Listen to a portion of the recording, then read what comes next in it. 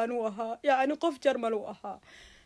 haddii marka emailku qof soo diray qof jarmal uu ahaa sidee ani gacmaha igaga xirxireen oo ay u jeedaan inaani qof ajnabi aan ahay soo dhawaada asxaabta qiimaha iyo qaayaa leh gabadhan aa ujeedaan magaceeda waxaa la yidhahdaa xabiibo cadow waa gabar soomaaliyeed oo ku nool dalka jarmalka ah gabadhan waxay aada caan uga tahay barta tictoga ah halkaasi oo uu dukaan ugu furan yahay oo maalin walba si live ah ay dadka markaasi daawadayaasheeda ah ay uga dukaameystaan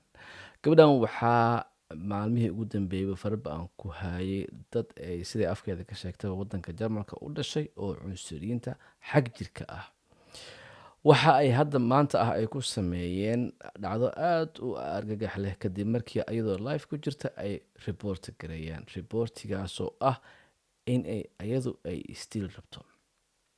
dabcan reportigaasi uu ku jiraa facebooka iyo tictoga qofka marka uu liveka uu yahay oo still rabo ayaa loogu talagalay in qofkaasi lagu badbaadiyo khaasatan wadamada horumaray haddii qofka uu ku sugan yahay oo ama uu still rabo waxaa loogu talagalay marka reportigaas la sameeyo sida ugu dhaqsiyaha badan booliska inuu qofkaasi gurigiisa ugu tago loona badbaadiyo dabcan si qaldan ayaa loogu isticmaalay reportigaasi boolis ayaana u yimid booliskii dabcan informationka qofka inuu still rabo ayuu haystaa gurigii ayuu soo jebiyey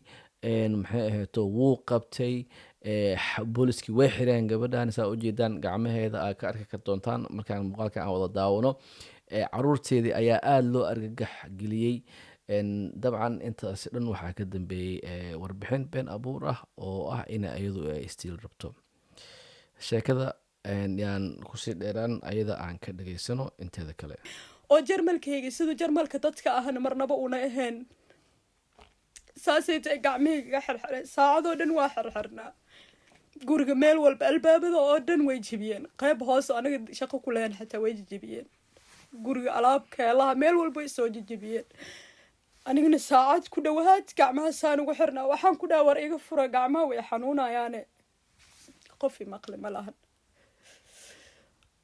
marka hadda su-aasha waxaa waaye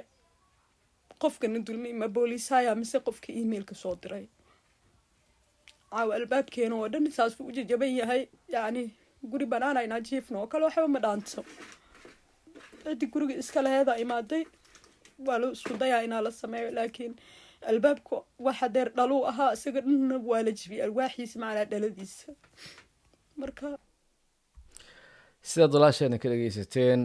gurigoo dhan waa lagu soo jebiyey waxay leedahay caawo xitaa inaan banaanka jiifno waxa ma dhaano oo guriga albaabkiisa uu furan yahay dabcan dhibaato runtii aada u xoogan ayay maanta walaasheen la kulantay ilaahay waxaan ugu baryaynaa inuu u boogadhayo sidoo kaleeto su-aal oo ay isweydiisay ayaa jirtay dhibaatadan ma booliska ii geystay mise qofka reportiga sameeyey dabcan aniga haddaan fikirkayga ka dhibto labadaba way geysteen dhibaatada dabcan ninka reportiga qoray horta waaba qofka ugu oo saameynta badan oo xaasnimada qofka ka dambeeyay waay oo booliska aan keen laakiin booliska naftarkiisa maadaama qofka marka uu yimid calaamado muujinaya inuu isdilaya amaba